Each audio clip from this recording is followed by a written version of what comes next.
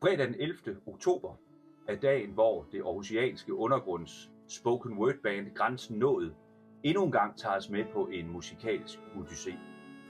Med deres andet studiealbum, Praktisk Talt Barista, skubber bandet endnu en gang til grænserne for både genre og hverdagens absurditeter. Som altid udgives pladen på det kompromisløse og lettere utilregnelige pladeselskab Galmandsværk Records. Med tekster, der slår ned som poetiske lyn og et lydtapet, der svinger fra det vestjyske blæsevejr til galaktiske ekkoer, leverer Praktisk Talt Barista en tour de force i fortællende lyrik og musikalske eksperimenter.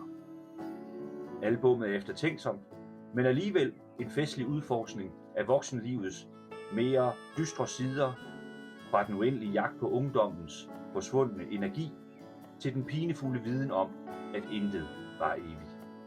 Men tro os, det er ikke så tungt, som det lyder.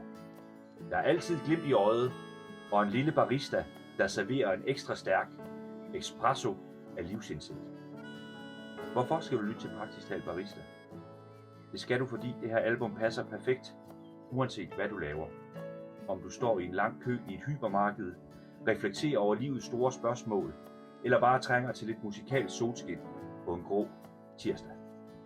Så har Grænsen nået din ryg.